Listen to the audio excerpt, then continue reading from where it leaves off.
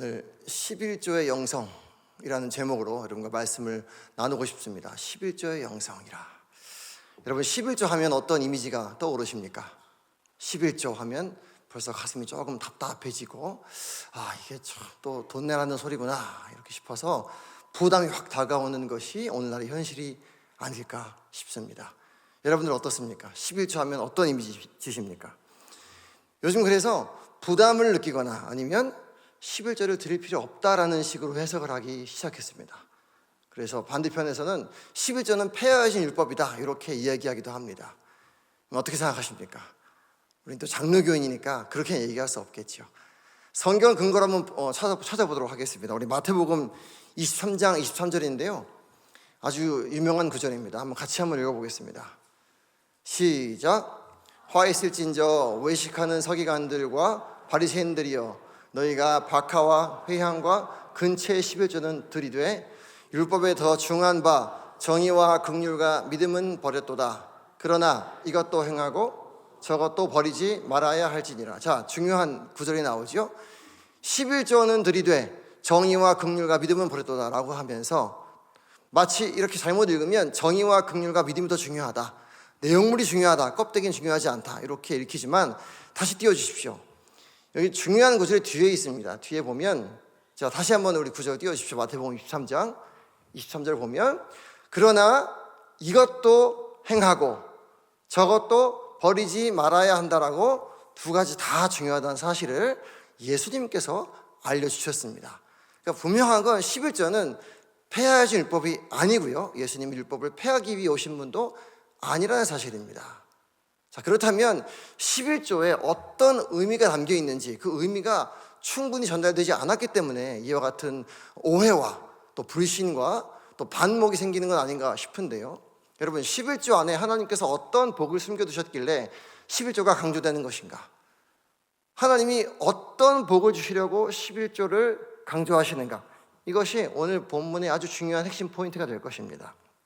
그래서 오늘 말라기 3장을 가지고요 11조 속에 두신 하나님의 복을 한번 찾아보도록 할 건데요, 오늘 본문의 10절 한번 다시 읽어보겠습니다.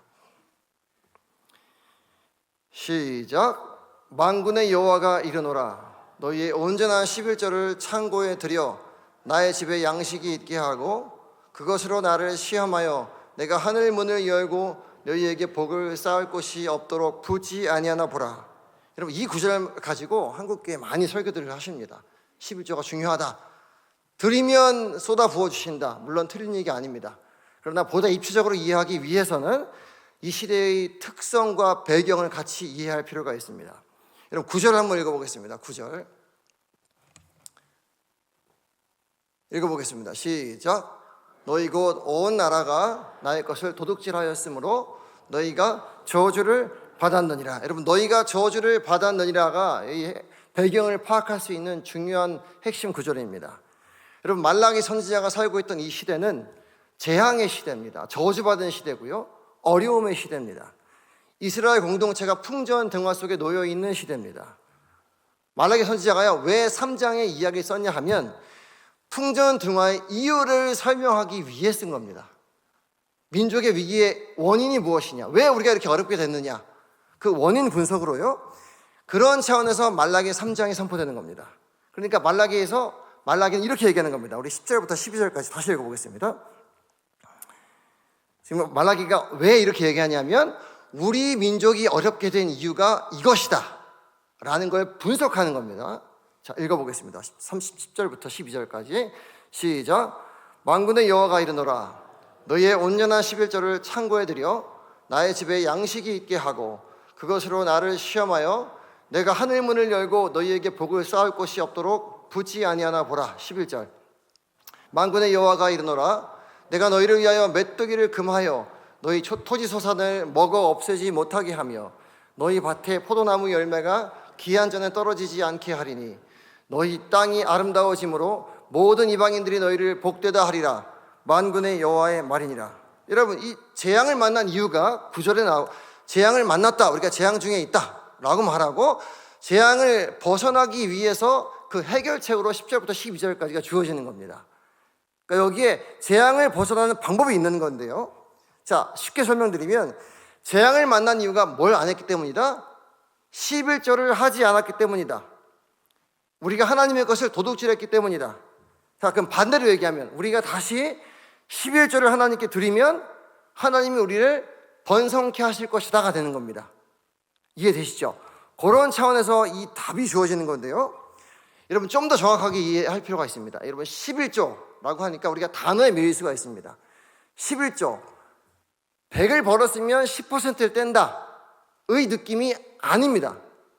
여러분 11조의 원어를 정확하게 직역을 하면 100 중에 10%가 아니고요, 10이 뭐냐면 내가 받은 것의 전부 중에 첫 것을 얘기합니다. 첫 것, first가 11조의 원래 의미입니까? 10의 1조가 아니고 10의 첫 것, 요게 원어적인 의미입니다.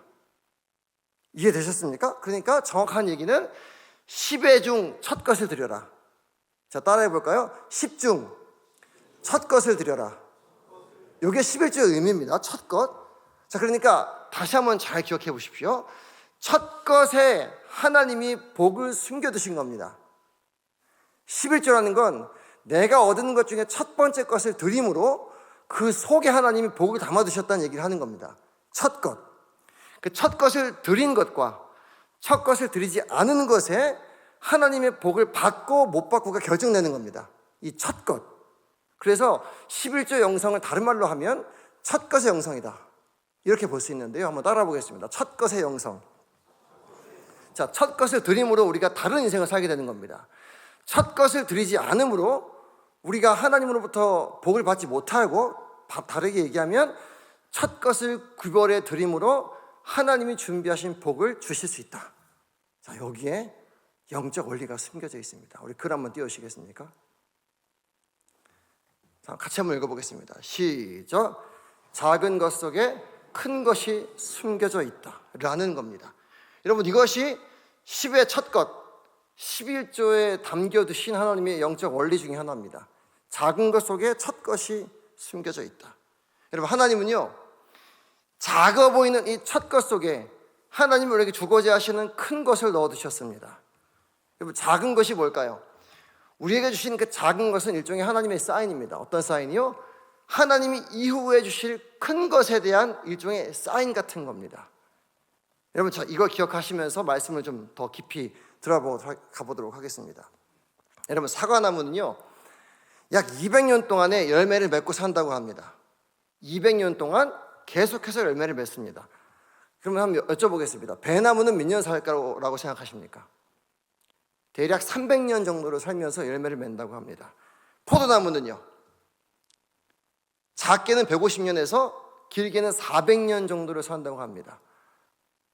굉장히 오래 살죠? 자, 그러면 맨 처음 이 나무가 심겨지고 나무가 돼서 열매를 맺었을 때 그 첫 것 속에는 여러분 앞으로 300년, 400년 동안 주장창 맺힐 엄청난 열매들의 가능성이 포함되어 있는 겁니다. 맞죠? 그러니까 우리가 이 첫 열매를 만났을 때 그 첫 열매만 보는 것이 아니라 그 첫 열매 속에 숨겨져 있는 앞으로 맺힐 주장창 맺힐 그 아름다운 수많은 열매들을 보면서 기뻐하는 거죠. 여러분, 이것이 농사의 기쁨입니다. 이 작은 것, 이 첫 것 속에 하나님이 어마어마한 걸 집어넣어 놓으신 거죠. 여러분, 이것이 하나님께서 이스라엘 백성들에게 보게 하시고 싶었던 핵심 열매입니다. 같은 원리에서요, 하나님이 이스라엘 백성들에게 광야 생활을 끝내고 난 다음에 가나안 땅에 들어가서 너희가 첫 소산물을 얻었을 때 그것을 하나님께 드리라고 합니다. 왜 드리라고 할까요? 그 첫 열매가 전부가 아니라 그 속에 앞으로 하나님이 계속해서 맺게 하실 수많은 열매들을 하나님이 주실 것이라는 것을 기억하기 위한 장치입니다. 이것이 첫 소산물에 담겨있는 하나님의 약속이죠. 근데 이걸 모르니까 이스라엘 백성들은 뭐밖에 안 보여요? 맨 처음 얻은 그것만 보이는 겁니다. 요것만. 그러니까 첫 열매가 아까운 거예요. 그래서 이 작은 것, 이 당장 손에 쥔 요것 때문에 눈에 시선이 빼앗겨서 이 속에 담겨두신 하나님의 놀라운 것들을 보지 못하는 거죠. 이게 이스라엘 백성들의 실패의 이유입니다.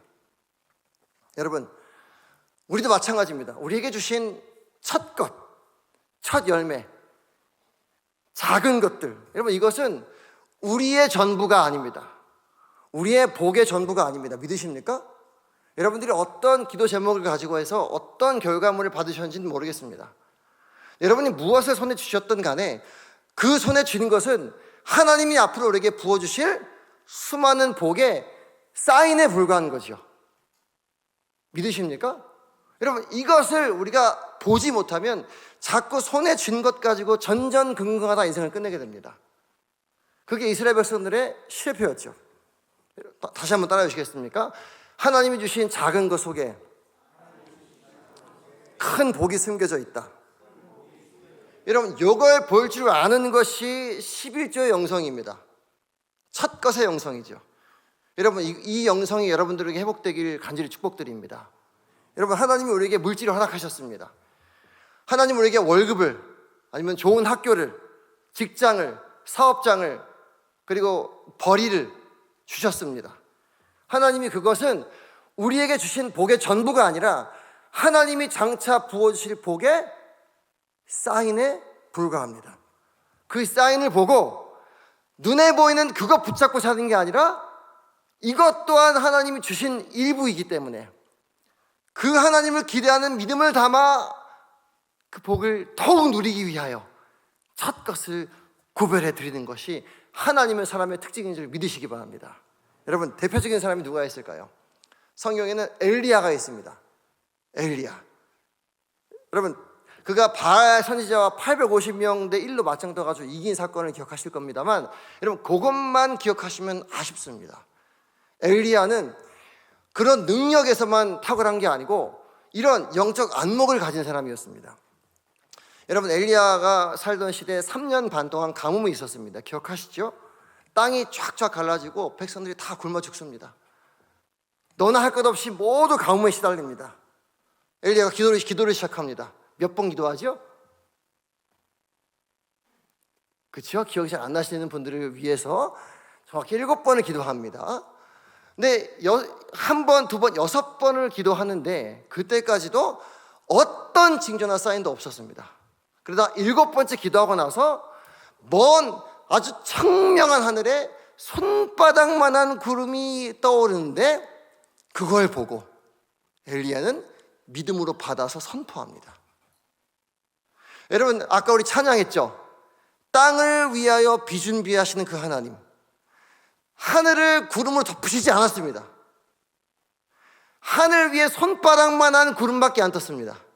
근데 이 작은 것, 작은 손바닥만한 이 작은 것 속에 하나님이 폭우를 숨겨두셨음을 엘리야는 믿음으로 받았습니다. 그리고 왕에게 사람을 보내서 하나님이 폭우를 주시리라 선포합니다. 그리고 놀랍게도 그의 믿음대로 땅에 폭우가 쏟아집니다. 여러분 이것이 엘리야의 영성이었습니다. 11조 영성이죠.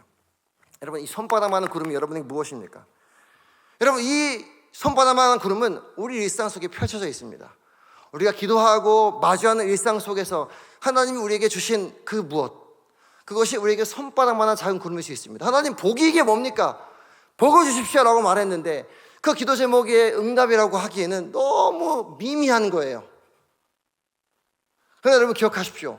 그 작은 것 속에 하나님이 폭우를 두셨음을 믿으시기 바랍니다. 첫 열매 너무 작아 보입니다. 여러분 이 땅에서 우리가 누리는 이 어떤 것은 내려올 만한 것이 아무것도 없어 보입니다. 여러분 그러나 앞으로 우리가 10년, 20년, 100년 아니 영원히 살면서 누리게 될 하나님의 복에 비하면 아무것도 아닌 이것, 여러분 이것 속에 어마어마한 것이 들어있음을 꼭 기억하시는 여러분에게 부탁드립니다. 여러분 이스라엘 백성들이 이걸 못 본 거예요. 이게 쌓이는지 몰랐어요. 놓쳐버립니다. 자, 고린도전서 15장 20절에 이렇게 얘기합니다. 여러분 예수님께서도요 이런 영성을 가지셨는데요, 우리 같이 한번 읽어보겠습니다. 시작.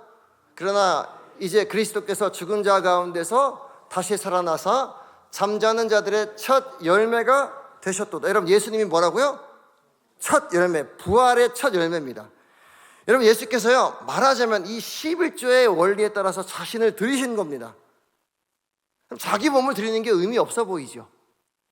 그런데 그 속에서 자신의 몸을 하나님 아버지께 헌신하여 드렸을 때 자기는 죽어 없어지는 것처럼 보이지만 그 예수 그리스도의 십자가 그 속에 담겨있는 앞으로 구원받게 될 수많은 영혼들의 내용들을 예수께서 믿음으로 보신 겁니다. 여러분, 그 속에 누가 있었죠? 그 십자가 속에 저와 여러분도 있지 않았습니까? 예수께서 만약에 이 못 봤다면, 아버지의 뜻을 신뢰의 믿음의 눈으로 보지 못했다면 주님이 죽으실 이유가 전혀 없었습니다. 그러나 여러분, 자신의 작은 것, 그것을 드렸을 때 하나님 그 속에 놀라운 영원한 생명의 내용들을 담아두시고 우리가 지금 이 자리에서 하나님을 아버지라 부르며 하나님 영광의 생명을 누리고 계신 줄 믿으시기 바랍니다. 여러분, 이것이 예수를 믿는 사람들이 바라보는 믿음의 영성입니다. 한번 따라해 볼까요? 예수를 따르는 사람, 하나님의 사람은 눈에 보이는 게 전부가 아니라 작은 것 속에 하나님의 큰 복을 볼 줄 안다. 할렐루야. 그럼 이 땅에서 보고 사는 사람, 그저 눈에 보이는 전부가 아니고 하나님이 부어주실 복을 누리고 사시는 믿음의 눈으로 바라보시는 여러분 되시길 축복드립니다. 여러분, 필라델피아에 템플교회라는 교회가 하나 생겼습니다. 한번 사진 한번 띄워주시겠습니까? 이게 지금은 엄청 큰 교회인데요, 원래 초기에는 작은 예배당이었다고 합니다. 이 템플교회가 처음에 시작했을 때 예배당이 작아가지고요, 성도님들이 이제 소문을 듣고 막 몰려와서 앉기 시작했습니다. 근데 그 중에 이 몸이 작고 약한 소녀 한 명이 있었다고 그래요. 예배를 너무 드리고 싶었습니다. 근데 예배당이 맨날 몸이 아프니까 빠르지도 못하고, 근데 맨날 들어가면은 사람 꽉 차 있으니까 앉지를 못하는 거예요. 그래서 계속 예배당 바깥에서 그냥 기다리다 예배 못 드리고 돌아가고, 또 서둘러서 온다고 왔는데 또 예배당이 꽉 차 있으니까 들어가지 못하고. 여러분, 예배당에 앉아서 예배 드리는 거 복인 줄 믿으시기 바랍니다. 근데 이게 이런 어린 소녀가 참 힘이 들다가 결국 아픈 몸으로 또 집에 돌아가고 반복했다고 해요. 그러다가 이 아이가 시름시름 앓다가 결국 하나님이 그 소녀를 천국에 데려가게 됩니다. 근데 이 엄마가 이 아이가 아플 때 누워있던 벽 아래에서 봉투를 하나 발견하게 됩니다. 그 봉투 안에는요 57센트가 들어있었는데요, 당시에는 작지 않은 돈이었다고 해요. 근데 57센트하고 편지 한 장이 들어있었는데, 이 편지에 누구한테 쓰는 거냐면 템플교회의 목사님한테 쓰는 편지였다고 합니다. 이걸 이제 목사님한테 드렸어요. 근데 이 목사님 편지를 받고 나서 이 소녀의 장례식에 이 편지를 읽기 시작합니다. 짧으니까 읽어드릴게요. 목사님, 저는 교회에 너무 가고 싶었습니다. 그래서 교회에 갔는데 예배당이 너무 비좁아서 빈자리가 없어서 저는 기다리다가 매번 집에 와야만 했습니다. 그래서 제가 먹고 싶은 것도 있었는데 먹고 싶은 것을 먹지 않았습니다. 제가 필요한 것을 사지 않았습니다. 그리고 모았습니다. 이것으로 예배당을 지어서 모든 아이들이 함께 하나님을 예배할 수 있게 해주세요. 이렇게 썼던 거예요. 장례식장에서 이 편지를 쭉 읽어 나갔는데 그 당시 참석했던 모든 사람들이 막 눈시리 붉어지면서 눈물을 흘리기 시작합니다.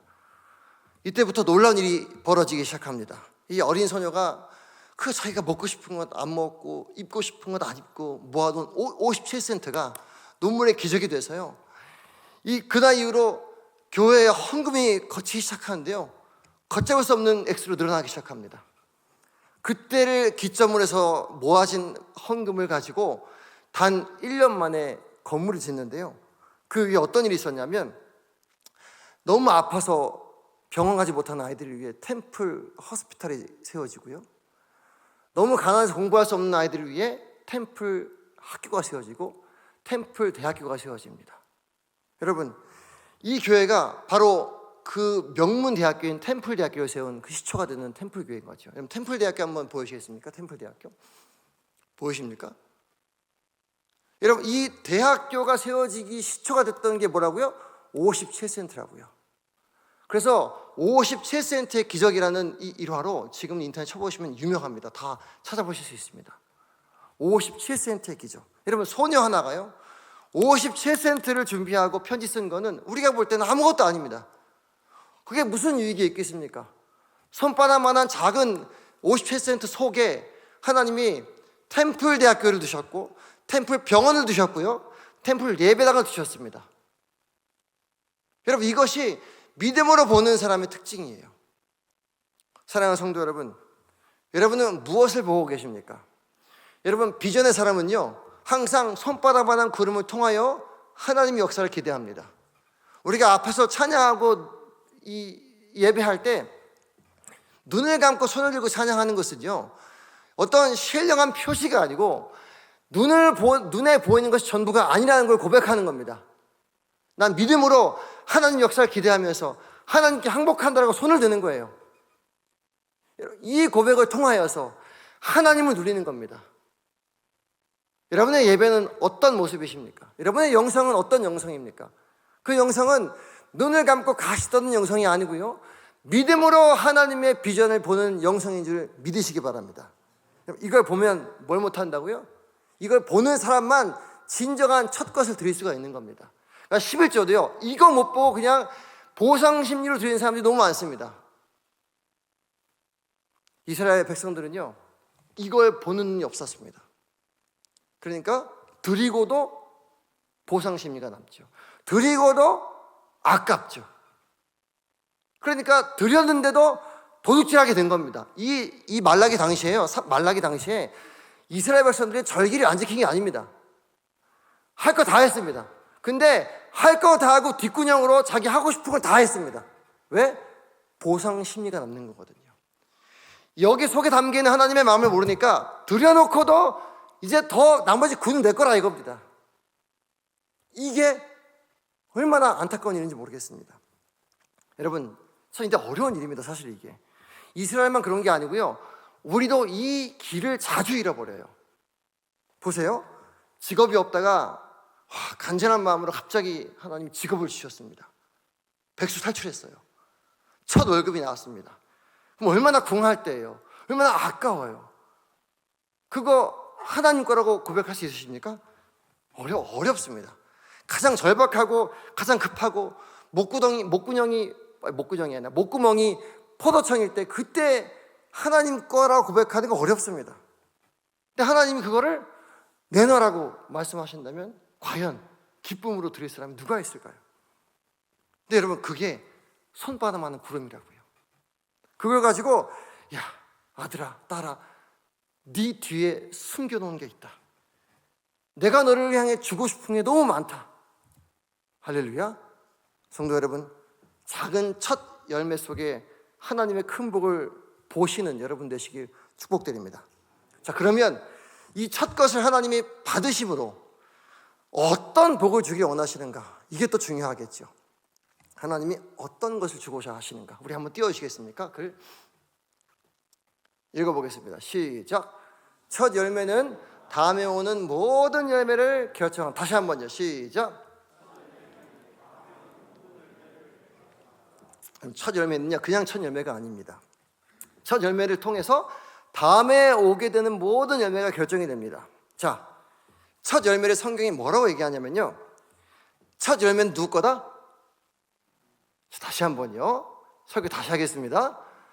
첫 열매 누구 거라고요? 하나님 거라고요. 자, 그러면 남은 9개는 누구 겁니까? 역시 똑똑하십니다. 4개 아니고 하나님 거죠. 자, 하나님 의도가 뭐냐면, 첫 열매를 네가 나한테 주는 것은 남은 모든 열매가 하나님 것임을 고백하라는 거예요. 이해되시죠? 다 알고 계시죠? 11조 드리면 90% 내가 하고 싶은 거 쓰는 게 아니고 다 하나님 주셨지만 요만큼 드리는 것이다. 나머지도 하나님 거다. 자, 그럼 하나 질문 드릴게요. 첫 열매가 하나님 건데 하나님께 드리면 나머지 것도 하나님 거라는 고백이라면, 반대로, 여러분 반대 질문 잘 하셔야 됩니다. 첫 열매를 하나님께 안 드리면 나머지 것도 다 누구 거다? 내 거란 얘기죠. 맞죠? 첫 거를 안 드리면 나머지 것도 누구 거다? 내 거란 얘기입니다. 자, 지금부터 어마무시한 얘기 드리는 겁니다. 무시무시한 얘기 드리는 겁니다. 여러분 잘 들어보십시오. 이스라엘 백성들이 400년 동안 종살이를 했습니다. 출애굽을 했죠. 출애굽을 할 때 하나님께서 애굽에다가 10가지 재앙을 내리셨습니다. 11가지 아니죠? 10가지입니다. 자, 그리고 마지막 10번째 재앙이 뭐죠? 우리 구약 파노라마 특세 때 했죠? 10번째 재앙이 뭐였죠? 그렇죠? 이게 장자가 죽는 재앙입니다. 맞죠? 자, 왜 장자만 죽이셨을까? 하나님이 이집트에 심판하시려면 이 꼬라지 부리는 인간들 싹 다 죽이셔야 되잖아요. 근데 장자만 죽이셨단 말입니다. 왜 그랬을까요? 장자를 죽이면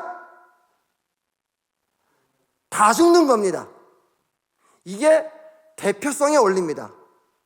장자가 죽으면 그 집안이 다 죽는 거예요. 자, 그래서 하나님이 복을 주실 때도 이 대표성의 원리에 따라 복을 주십니다. 자, 다 죽을 때 이스라엘 백성들은 안 죽었습니다. 그렇죠? 왜 안 죽었죠? 문설주와 문지방에다가 뭘 발랐죠? 어린 양의 피를 바름으로 해서 재앙이 넘어가서 6월절이 됐습니다. 그때 누가 죽는 걸 면했죠? 장자가 죽는 걸 면한 겁니다. 장자가 살아났어요. 그래서 장자가 살아난 걸 해서 앞으로 첫 새끼와 첫 소산물은 누구 거다? 하나님 거라고 약속을 했습니다. 맞죠? 맞죠? 자, 그리고 하나님이 이후에 뭐라고 하시냐면 너에게서 태어나는 모든 첫 것은 내 것이고, 자, 첫 것이 하나님 것이면 나머지 건 누구 거다? 하나님 거라는 대표성의 원리를 가지고 이스라엘 백성들에게 알려주시는 겁니다. 자, 그런데 이게 끝이 아니고 이 대표성의 원리 때문에 뭐가 성립이 되냐면, 자, 잘 들어보세요. 이제부터 중요합니다. 이게 왜 무서운 얘기냐면, 나중에 이스라엘 백성들이 왜 멸망할까요? 우리 한번 따라 주시겠습니까? 되게 중요합니다. 자, 하나님은 당신의 소유만 책임지신다. 이것이 성경에 반복되는 원리입니다. 하나님은 당신의 것만 책임지세요. 당신의 소유된 백성만 책임지십니다. 그러니까 하나님께 첫 것을 드리면 하나님이 나머지 것도 책임져 주시죠. 맞죠?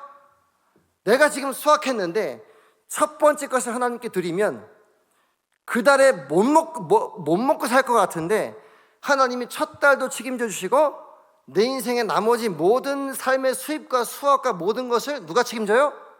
그때부터는 하나님의 책임이 되어버립니다. 하나님의 책임으로 전가가 되는 거예요. 이해되시죠? 근데 이걸 안 드리면 그때부터 나머지의 책임은 누구한테 남아있어요? 나한테 남아있는 겁니다. 내가 내 인생을 책임져야 되는 겁니다. 이해되시죠? 자, 그러면 그때부터 무슨 일이 시작되냐면 계속된 두려움과 전전긍긍의 삶이 시작되는 겁니다. 이게 이스라엘 백성들의 저주의 원인이었습니다. 자기가 손에 쥔 것이 사라질까 봐 두려워하다가 끝납니다. 점점 손에 쥐는데 쥐는 싸움 하다가 서로 빼앗고 더 쥐기 위해서 옆의 이웃을 죽이고 내가 더 높아지고 쥐기 위해서 남을 짓밟습니다. 이게 지금 세상의 원리죠. 쥐기 위해 삽니다. 이러다 세상 끝나버립니다. 왜 싸우죠? 쥐기 위해 싸웁니다. 안 놓치려고 싸웁니다. 이게 저주받은 인생의 전부입니다.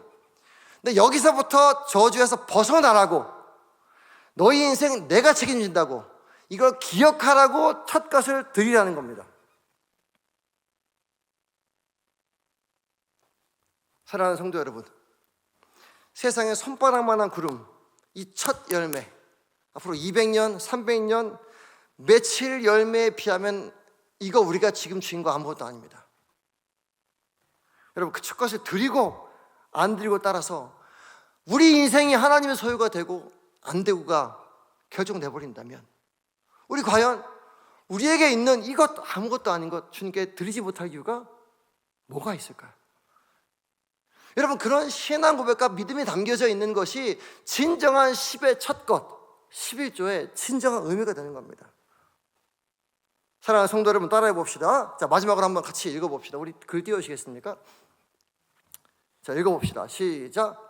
첫 열매 속에 우리의 내일이 숨겨져 있다. 여러분, 첫 열매 속에요, 우리 내일이 결정됩니다. 이 첫 열매 안에 저주와 축복이 동시에 오는 거예요. 그래서 여러분, 40년간 이스라엘 백성들이 광야를 헤쳐왔습니다. 농사를 지어본 적이 없는 사람들입니다. 그 가나안 땅에 들어가서 처음으로 농산물이 나왔어요. 얼마나 먹어보고 싶었을까요? 맨날 하늘에 떨어지는 그 이상한 그 과자 같은 그 만나 같은 거 먹고 앉아 있었던 사람들이 처음으로 농산물을 먹습니다. 근데 하나님 뭐라 그래요? 그거 내 거야. 너 나한테 줄래? 그러면 그 곡식 주면 그 곡식 내 거, 그리고 그 다음 해부터 계속 맺어진 것도 내 거. 그러면 그 말은 내가 너희를 끝까지 책임준다라는 말이 되는 겁니다. 근데 만약에 그거 안 주면 그 손바닥만한 구름 속에 뭐가 쏟아지기 시작하냐면 재앙의 폭우가 떨어지기 시작하는 겁니다. 자, 성경 한번 찾겠습니다. 예레미야 2장 3절입니다. 읽어보겠습니다. 시작. 이스라엘은 여호와를 위한 성물 곧 그의 소산 중 첫 열매이니 그를 삼키는 자는 모두 벌을 받아 재앙이 그들에게 닥치리라. 여호와의 말씀. 여러분, 이스라엘 자체가 뭐래요? 여호와를 위한 첫 열매래요. 근데 이거를 삼키면 재앙이 닥친대요. 자, 이스라엘을 삼킨 게 누굽니까? 역사적으로 이것도 구약판으로 한번 했습니다. 그렇죠? 삼킨 게 누굽니까? 바벨론이 처먹 때 바벨론이 먹었잖아요. 그렇죠? 바벨론이 삼켰습니다. 그렇죠? 어떻게 됐습니까? 그래서 망했죠. 여러분, 이 원리가 역사적으로 계속 반복이 됩니다. 페르시아 제국도 삼켰습니다. 어떻게 됐죠? 망했습니다. 하나님 가만히 놔두지 않았습니다. 여러분, 하나님의 것을 먹으면 특히 첫 열매를 먹는 자 하나님의 저주가 임한다라고 반복적으로 말씀하십니다. 여러분, 첫 열매 손바닥만한 구름인데 이 구름 속에 폭우가 있을 수 있고 재앙이 있을 수 있습니다. 자, 첫 번째 폭우는 재앙입니다. 자, 또 하나의 폭우가 또 있습니다. 우리 말라기 3장 10절 다시 읽어보겠습니다. 자, 이제 다시 읽혀져야 됩니다. 10절 시작. 만군의 여호와가 이르노라. 너희의 온전한 10의 첫 것을 창고에 들여 나의 집에 양식이 있게 하고 그것으로 나를 시험하여 내가 하늘 문을 열고 너희에게 복을 쌓을 것이 없도록 붙지 아니하나 보라. 같은 맥락의 지혜를, 이 영적인 지혜를 솔로몬도 똑같이 얘기했습니다. 자, 솔로몬의 얘기를 한번 들어보겠습니다. 잠언 3장 9절부터 10절입니다. 시작. 내 재물과 내 소산물의 처음 익은 열매로 여호와를 공경하라. 그리하면 내 창고가 가득히 차고 내 포도즙 틀에 새 포도즙이 넘치리라. 여러분, 첫 열매를 하나님 앞에 드리면 뭐 한다고요? 내 창고가 가득히 차고 넘친다. 여러분, 차고 넘친다라는 말이 히브리 말이 말레라는 단어입니다. 말레. 이게 어떤 뜻이냐면 쏟아 붓는다는 뜻입니다. 쏟아 붓는다. 여러분, 하나님의 손으로 우리 창고에 쏟아 붓는 겁니다.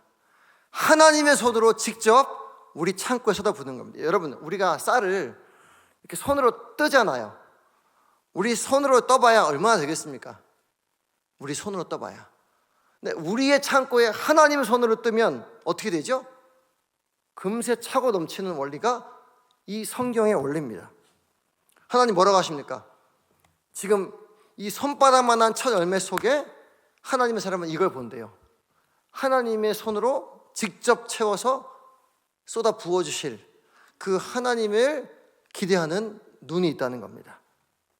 여러분, 이것이 11조의 영성입니다. 오늘 이 첫 열매 때문에 하나님 뭐까지 보장해 주신다? 우리 인생을 보장해 주신다.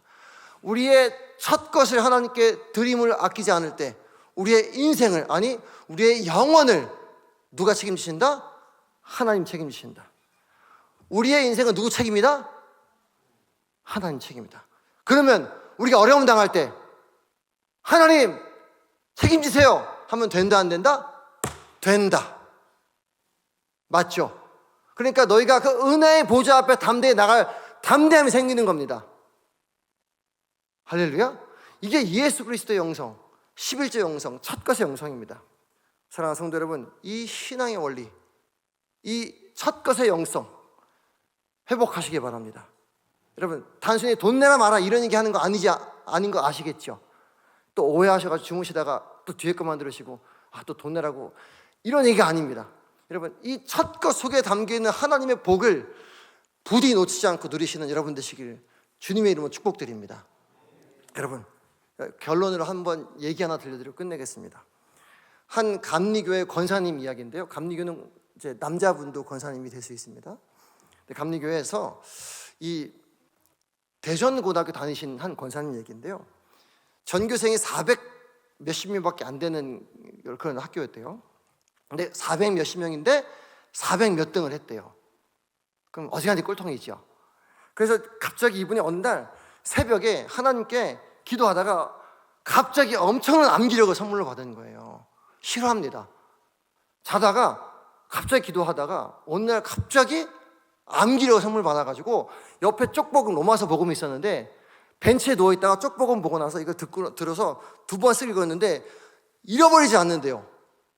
그런 기적을 원하십니까? 우리 청년 여러분, 요행을 바라지 마시기 바랍니다.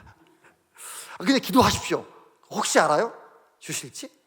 근데 아무튼 그래서 기가 막힌 은사를 발견하고 나서 책을 2번만 읽으면 잃어버리지 않는 은사를 갖게 되는 거예요.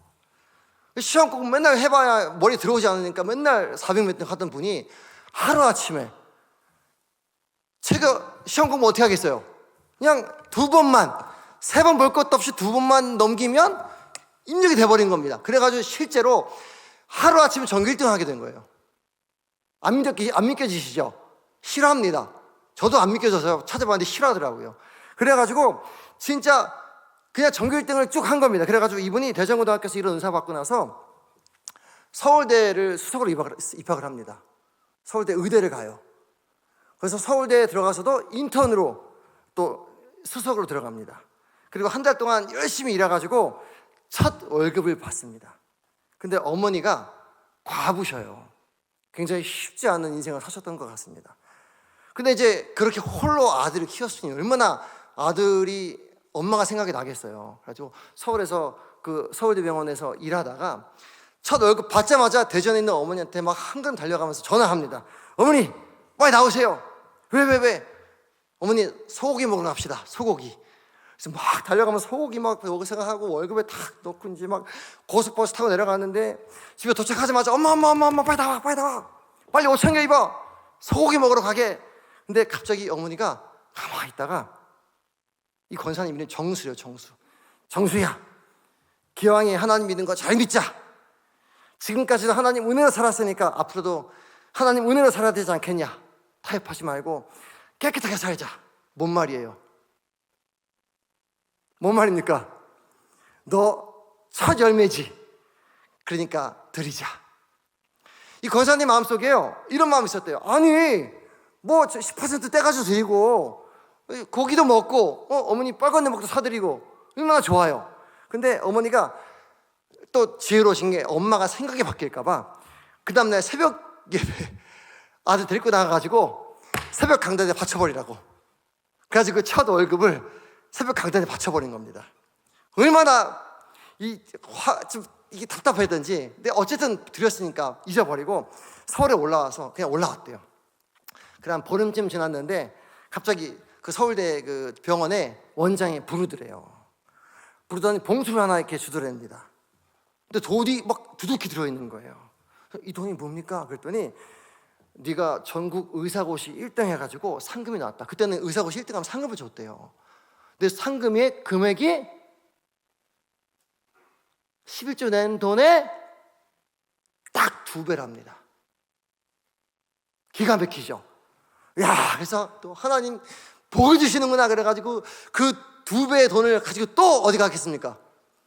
또 대전에 가가지고 고속버스 타자마자 전화해가지고 집에 도착하자마자 엄마 하나님이 복을 주셔가지고 2배를 주셨어. 그래가지고 소고기 먹으러 가자. 소고기 먹으러 나가려고 채비하다가 엄마도 그래 이제 소고기 먹어도 되겠다. 근데 나가다 갑자기 엄마가 발걸음을 또 멈추더래요. 그러더니 잠깐만 야야야야, 너 그거 첫 상금이지. 첫 상금이니까 첫 열매구나. 그거 하나님께 드리자. 근데 그 다음 말이 또 멋졌어요. 야, 주일까지 기다리면 너도 시험 들고 나도 시험 들 것 같다. 그러니까 엄마도 빨리 소고기 먹고 싶은 거예요. 그래가지고 안 되겠다, 내일 새벽 예배 드리러 가자. 또 가서 이렇게 딱 받쳐버린 겁니다. 근데 후일에 이 권사님이 이렇게 얘기합니다. 내가 하나님 앞에 복을 받고 살았던 것은 나의 어머니의 믿음 때문이었다. 이 권사님이 누구냐면 미국에서 제일 유명한 암 전문의로 유명한 원정수 권사님입니다. 여러분, 이 어머니 믿음이 뭐죠? 손바닥만한 구름 속에 하나님이 두신 복의 크기를 본 거예요. 이 아들은 그저 의사고시 1등에서 얻을 상금 정도 따위가 아니고 하나님이 이 우리 아들의 인생에 두실 큰 복을 기대하면서 이걸 드리기를 아까워하지 않았다는 거죠. 여러분, 이게 11조 영성입니다. 그것 붙들고 산 게 아니고 하나님의 복을 기대한 사람. 여러분, 그러니까 하나님이 뭘 책임지셔요? 원정수 권사의 인생을 책임져 버리시더라. 사랑하는 우리 성도 여러분, 여러분의 인생은 누가 책임지십니까? 믿으십니까? 그러면 자식의 인생은 누가 책임집니까? 그럼 여러분의 영성에서 회복되어야 될 영성이 무엇입니까? 여러분, 자식은 대번합니다. 우리 부모가 뭘 두려워하는지, 우리 부모가 뭘 걱정하는지. 여러분, 하나님의 가장 경외하는 모습을 보여주시는 여러분 되시길 축복드립니다. 하나님께서 책임지시는 인생으로 사는 그 유산을 물려주시는 여러분 되시길 축복드립니다. 여러분, 우리의 남은 인생이 얼마나 될지 하나님만 아십니다. 그러나 여러분, 우리의 인생을 하나님께 맡기고 하나님이 책임지신 인생으로 우리의 자녀와 우리의 가정과 우리의 인생을 하나님께 내어드리는 진정한 영성, 그것이 여러분들 우리의 모든 삶에 회복되시길 축복드립니다. 그것이 말라기가 회복해야 할 영성이라, 말라기가 외치고 있는 11조의 영성이라, 이렇게 얘기 드릴 수 있겠습니다. 사랑하는 여러분, 혹시 이 원리를 몰라서 혹은 알아들었는데 그때 상황이 너무 급해서 혹시 그 첫 열매를 하나님 앞에 드리지 못하셨다면, 아니면 이달에 나에게 주신 것 중에 그 첫 것을 드리지 못했다면, 아니면 드리긴 드렸는데 뭔가 깨름직하게 드렸다면, 그럼 다시 한번 믿음으로 고백하신 여러분들에게 축복드립니다. 우리 찬양 같이 할 건데요, 여러분 삶의 현장에서 한번 돌아보시면 좋겠습니다. 여러분, 단순히 교회 나와서 11조 내라 이런 얘기가 아닙니다. 여러분, 오늘의 하루의 첫 것을, 여러분 한 달의 첫 것을, 내 삶의 첫 것을, 내 삶의 첫 시간을 하나님께 드림으로 하나님께 나의 인생을 오로지 내어드리는 그 영성을 회복하기를 원하십니까? 여러분, 하나님을 신뢰하십시오. 그리고 하나님께 드리는, 하나님께 내어 맡기는 이 11조의 영성을 회복하십시오.